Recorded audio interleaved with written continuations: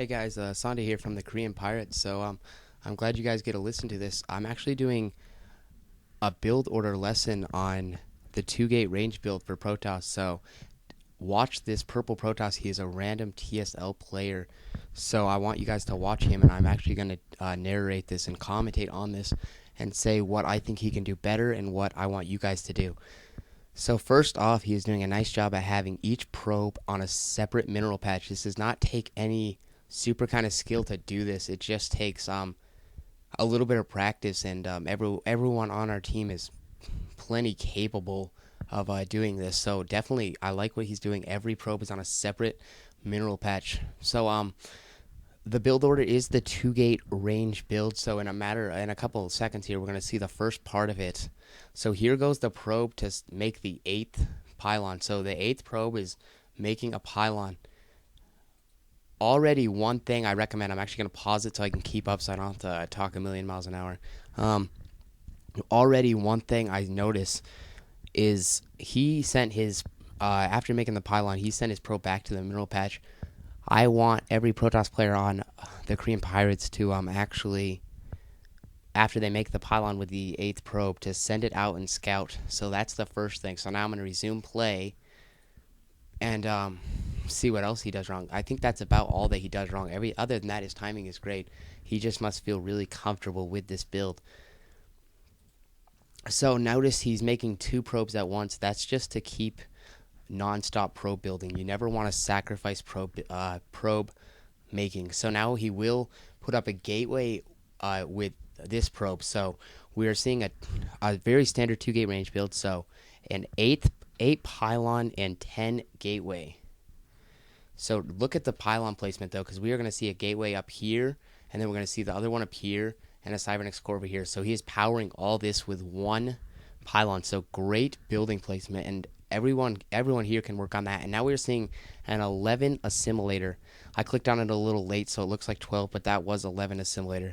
So never go with a 10 assimilator. I noticed that some people's version of the two gate range build is to get the assimilator at the 10 when the food count is 10, but getting the food count when it's at 10, or getting the assimilator when the food count is at 10, that actually sacrifices probe making. So now we are seeing a 14 Cybernetics core. So 8 pylon, 10 gateway, 11 assimilator, and 14 Cybernetics core. And as soon as the assimilator finished, he got 3 probes mining. So he's doing a great job so far. Only thing I could say he could do better is scouting. But maybe he's familiar with the player, so that's kind of understandable.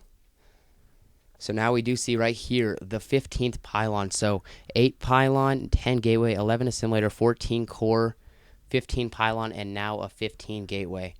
So 8 pylon, 10 gateway, 11 assimilator, 14 core, 15 pylon, and then 15 gateway.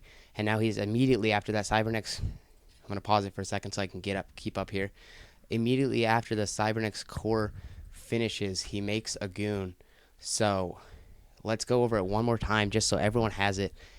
An 8 pylon, a 10 gateway, an 11 assimilator, and as soon as the assimilator finished, he transferred the 3 probes over, a 14 Cybernetics core, a 15 pylon, and then now the 15th gateway is starting. So I'm going to resume play again. And he's doing his great job on this so far. And now notice the positioning of this pylon, this 15th pylon. That's for spotter pylon, and that's just, you're going to have more reaction time against dropships, and you're going to be able to lay cannons up around the exterior of your base if that's what you chose to do. So now we will see. So he starts the range upgrade as soon as his first goon is almost finished. So basically, as soon as your second gateway comes up, start the range upgrade. And now he's going to send this Dragoon out to kill the scouting SCV. And then you need to be aggressive with your Dragoons. I can't stress it enough. You need to send your Dragoons out and be aggressive with them. There's no point to do a goon range build and then not actually use your goons. You're putting yourself at a disadvantage if you do that, because why waste the crystals to get all these goons early on and get the upgrade? So now he's going to be aggressive. You're going to send one in and see what you can do, but never lose your Dragoon. Be as aggressive as you can without losing it. So if there's siege tanks lined up, don't lose it. So now we are going to see, I actually was a little late on this, so I'm going to pause it right here. This pylon started at 23, so we are seeing 8 pylon, 10 gateway, 11 assimilator, 14 cybernetics core, 15 pylon, 15 gateway, 23 pylon. This is 25 now because it just finished, but you start that at 23. Sorry for missing that. And notice the positioning of this. This is again a spotter pylon, so use those. And look at this building order though, or the building placement. He's powering 3 buildings by 1 pylon, so excellent job by him. So now I'm gonna resume the play here, and I'm gonna show you how carefully he's gonna treat each goon. He's going to quickly go up the ramp. He's going to see 2 Marines, but so he's going to continue to go up a little bit, but then he's going to back away because he sees 3 Marines. A goon is never going to beat 3 Marines, especially when the Marines are on a ramp like that.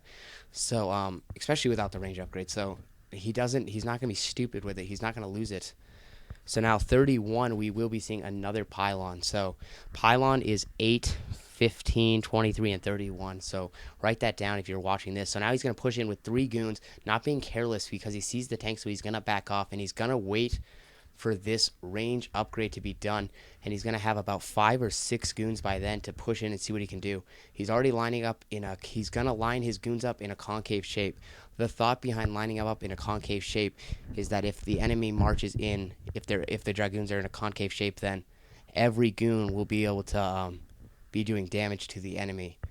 Instead, if you have them in a ball, then only the front ones can do it. So he's going to get in a concave shape, and he's going to wait until this upgrade's done. So now the upgrade is done. So very shortly here, we will see if he can move in.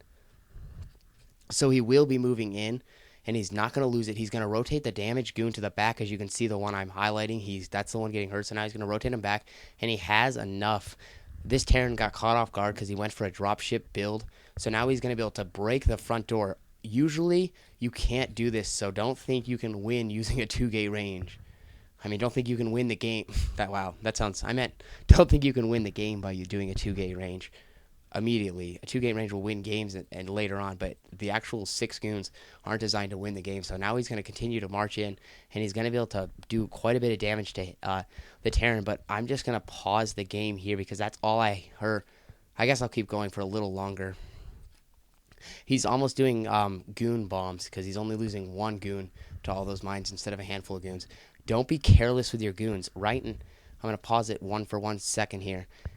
He's being very smart with his goons. You got to be aggressive with your goons, but not careless. That's the key plays of the game at my point. There's 2 things that'll win you games. Being aggressive, but not being careless with your units. So now you're going to see it. Now he's going to march away from the SCV. You can't just let the SCVs come up to your goons and attack them because SCVs obviously have no range. So it's easy to micro the goons away from them using hold position. Especially they are SCVs, so they're not even super fast. Even though the Terran does do a nice contain in a couple seconds here to get some goon kills or whatever. But this is what I wanted to stress so far. He's doing an excellent job at being very careful with his goons.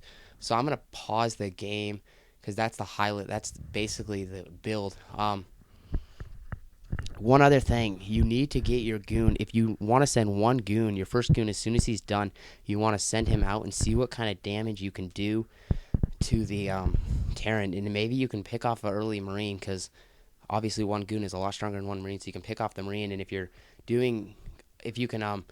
goon can do damage, your 1 goon can do some damage, then send another goon. And eventually the goal is to have 5 or 6 goons with the range upgrade and see what kind of damage you can do to the front door.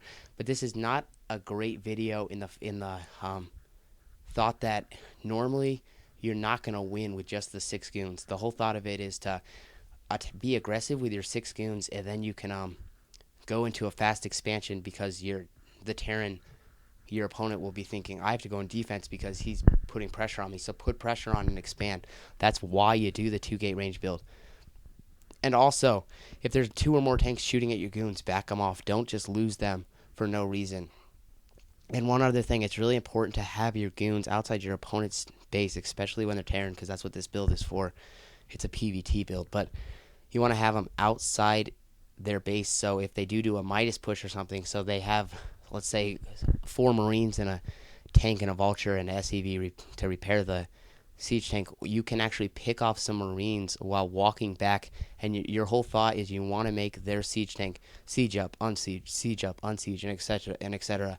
So you're buying yourself time so you can make more units in the base while you're being able to get some easy Marine kills because you're staying out of range of the tank and stuff because goons are stronger than Marines. So that is all I have to say so far about the 2 gate range build. So I really want the Protoss players here to practice this PvT build. So that's all I got to say, guys. Thanks for watching. This is Sunday signing out.